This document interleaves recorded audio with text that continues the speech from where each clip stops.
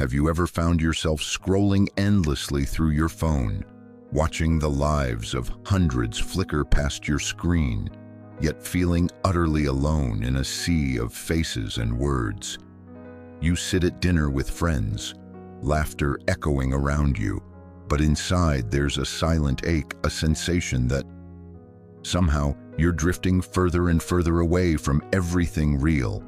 How is it that in an age where we are more connected than ever, you can feel so profoundly isolated, so lost in the very world that promises you endless belonging?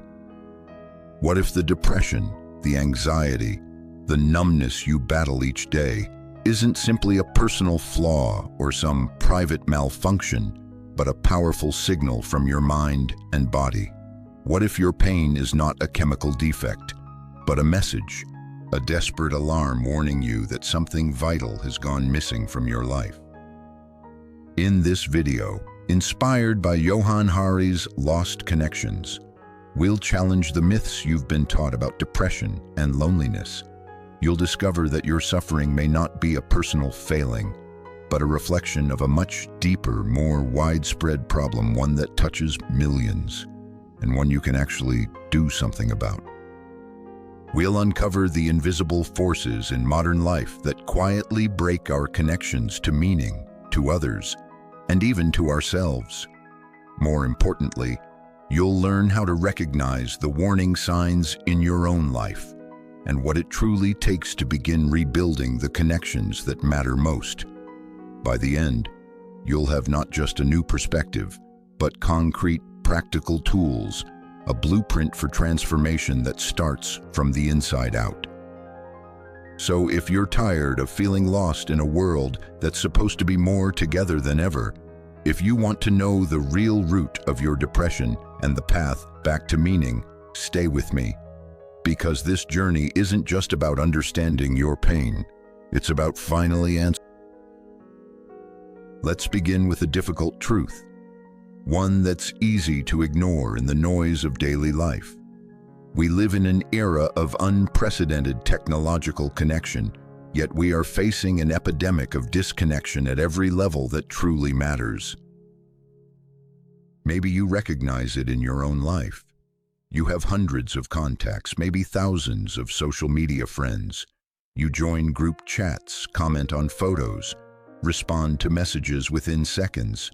Yet when the day ends, do you ever feel a hollowness, a vague sense that these interactions are somehow paper thin, that your heart, your sense of meaning, your very identity is drifting, untethered, unseen, unknown? This is the first and most crucial insight from Lost Connections. Depression and deep loneliness are not simply individual defects, they are signals of profound disconnection, both within yourself and with the world around you.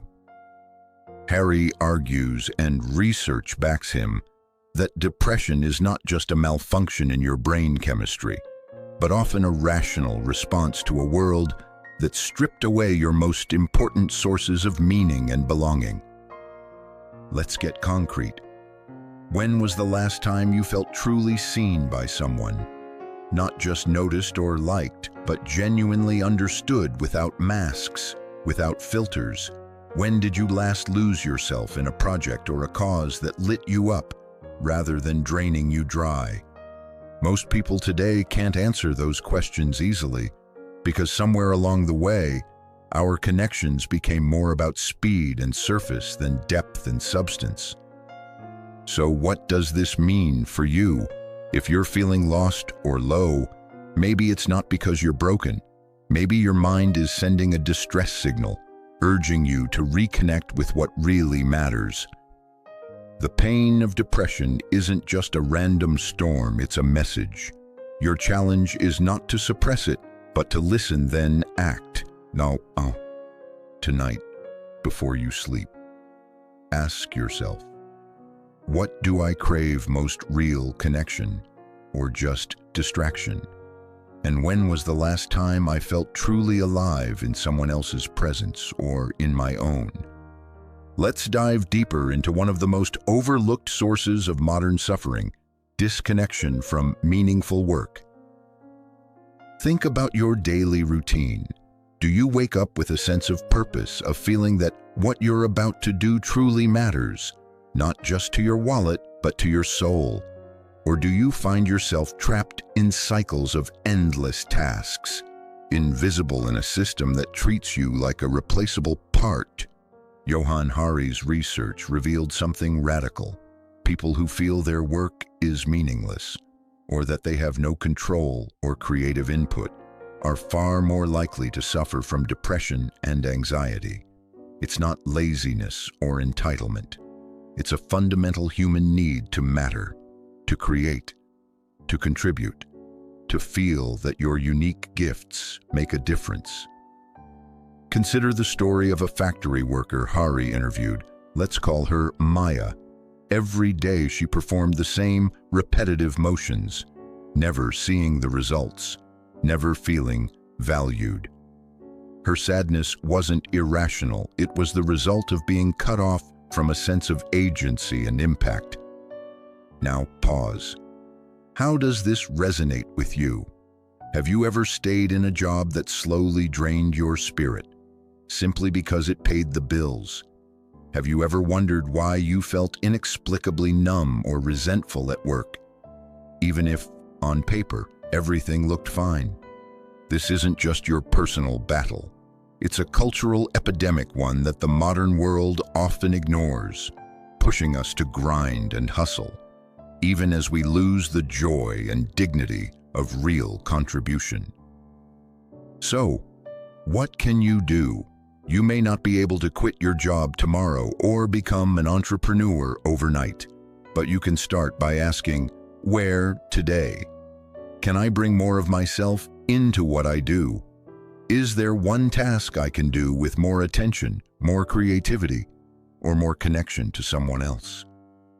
Sometimes, reclaiming meaning starts with a single conscious act, turning routine into ritual, or isolation into shared effort. If your work feels empty, your pain isn't meaningless. It's a signpost pointing you back toward meaning and agency. Let's turn to another wound at the heart of our age: disconnection from real relationships. You might live in a bustling city, interact with dozens or even hundreds of people every week, yet feel invisible, untouched, adrift in a crowd. Research shows that chronic loneliness is as damaging to your health as smoking 15 cigarettes a day.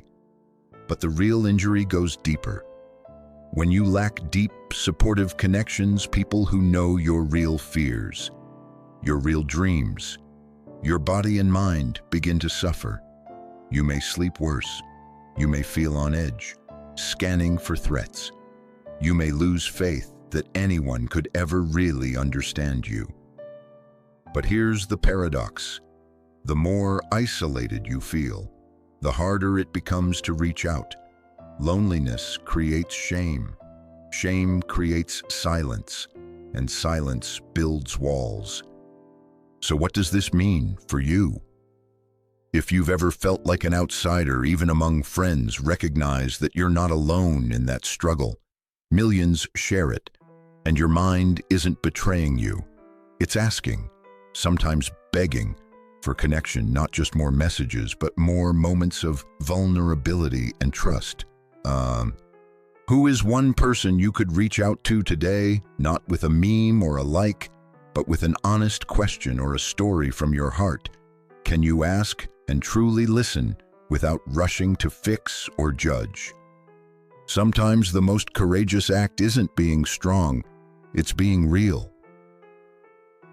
Let's move to another subtle but devastating source of modern disconnection: losing touch with values that give your life depth and direction. What are you told? Every day is important. More money, more possessions, more likes, more status. But research is clear. When you chase junk values, externally defined measures of worth, you become more vulnerable to depression, anxiety, and a creeping sense of emptiness. Johann Hari calls us back to the values that nourish the soul: compassion, curiosity, growth, connection. Not just what you achieve, but how you show up. Not what you have, but who you are becoming. So pause, ask yourself, what did I used to love as a child, before the world taught me what to chase? What would I still do if nobody ever praised me for it, if there were no applause or reward? Finding your way back to meaningful values often starts with subtraction, not addition, letting go of the shoulds, so you can listen for the quiet must within you. Make a list of what really lights you up, what you find meaningful, even if it seems small or impractical. Can you devote 5 minutes each day to those values, no matter what else is happening? Remember, no one else can define what matters for you. The journey back to yourself begins with reclaiming your own definition of a life well lived. Beneath all these layers, there's a deeper fractured disconnection from your own self. You may be surrounded by noise, deadlines, and obligations. But when was the last time you sat quietly, simply listening to the signals of your own mind and body without judgment, without trying to fix yourself? Hari shows us that when we lose touch with our emotions, our needs, our deepest desires, we begin to feel numb, alienated not only from others, but from ourselves. We become strangers in our own skin. So how do you start reconnecting with yourself? It might mean journaling for 5 minutes a day, or taking a silent walk in nature. It might mean asking yourself, what am I really feeling beneath the mask I show the world? Sometimes, reconnecting with yourself means daring to name the truth: I'm not okay right now. I need help. Or, I'm longing for something more. The journey back is not about perfection, it's about honesty. To reconnect with others and with life, you must first dare to reconnect with yourself. This isn't selfishness, it's the first act of healing. Let's circle back to the core message that unites all these insights. What if your depression or anxiety isn't a sign of weakness, but a signal, a wise alarm that something vital is missing? Too often, society teaches us to silence our pain, to numb it with distractions, or medicate it away without ever asking what it might be trying to tell us. Johann Hari urges us to see depression not only as a disease, but as a meaningful reaction to a world of broken connections. This doesn't mean rejecting all medication or therapy; these have their place, but it does mean listening, really listening to what your suffering is pointing toward. What if, instead of asking, how do I get rid of my depression, you asked, what is my pain asking me to change? What connection, what purpose, what truth am I missing? The next time you feel that familiar heaviness descend, resist the urge to judge or escape.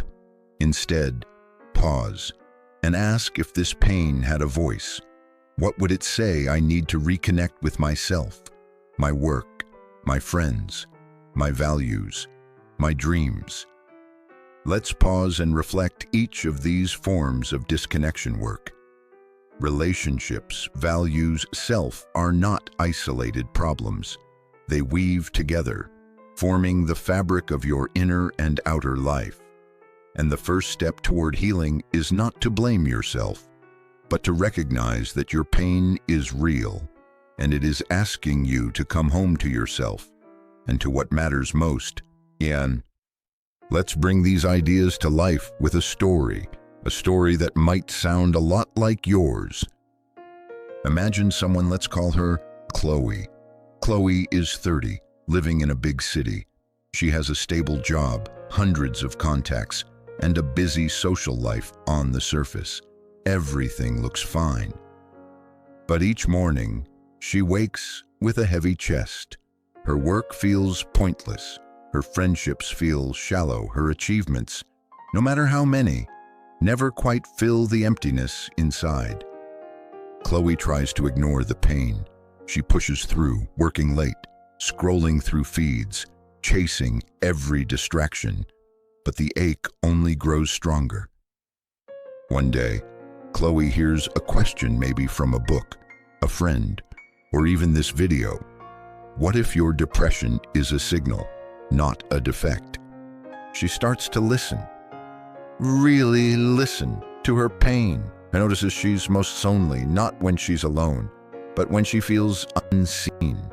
She realizes her work used to light her up, back when she had creative freedom. Now, she's a cog in a machine. Bit by bit, Chloe begins to rebuild her connections. She reaches out to an old friend for a real conversation. She takes 5 minutes at lunch to sketch, something she loved as a child. She dares to tell her boss she'd like more say in her projects. She joins a community garden, not for the resume, but for the joy of belonging. Slowly, her depression doesn't vanish, but it transforms. It becomes less a prison, more a compass. And in following its message, Chloe finds her way back not just to others, but to herself. This could be your story too. Every small act of reconnection, no matter how humble, is a step toward wholeness. What is one area in your life, work, relationships, purpose, self, where you feel most disconnected? What is one simple action you could take this week to begin rebuilding that lost connection? Let's zoom out for a moment. What does all this mean, not just for you, but for the world we share?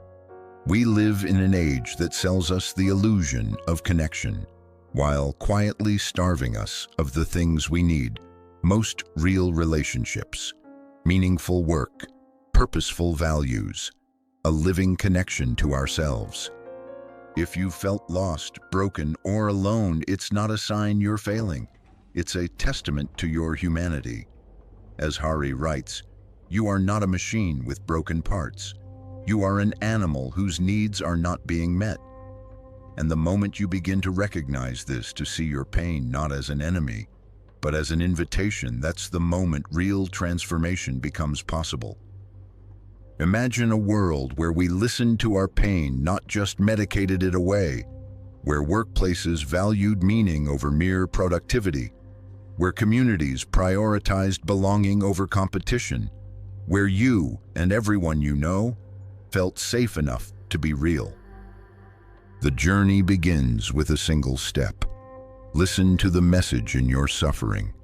Let it guide you back to the lost connections that make you whole. Let's recap what we've explored together today. First, we confronted the paradox at the heart of modern life: more connection than ever, and yet, for many, more loneliness, more emptiness. Second, we exposed the real root of much modern depression, not personal weakness, but a world that quietly disconnects us from work that matters, relationships that nourish, values that guide, and even from our own selves. Third, we reframed depression and anxiety not as mere defects, but as vital signals pointing us toward what is missing and what might be restored. Along the way, you heard practical tools. Reflect honestly on where you feel most disconnected. Reach out, however imperfectly, to one person or one purpose that makes you feel alive. Nurture the values that truly matter to you, not the ones imposed by the outside world. Most importantly, recognize that your pain is not your enemy. It's your oldest ally. It wants you to come home, not to who you should be, but to who you truly are. If you take nothing else from this video, let it be this: you are not alone, and your suffering is not a sentence. It's a signal, a summons, a call to reconnect. The next chapter of your story begins the moment you choose to listen. So, here's your challenge. In the comments, share one connection you're committed to rebuilding or one insight that struck you most today. Let's build a space, right here, where honesty is honored and vulnerability is strength. If this message resonated with you, don't forget to subscribe. There's so much more we're going to uncover together. And if you know someone who needs this message, share it with them. You might just be the missing link in their chain of connection. Next time, we'll explore how to build lasting meaning in a world that's always changing. Until then, keep questioning, keep connecting, and above all, keep listening to the wisdom in your pain. The ideas explored in this video are for philosophical and psychological exploration and are not intended as professional advice. Viewers are encouraged to engage in their own critical thinking and further research, and to consult with qualified professionals for personal concerns.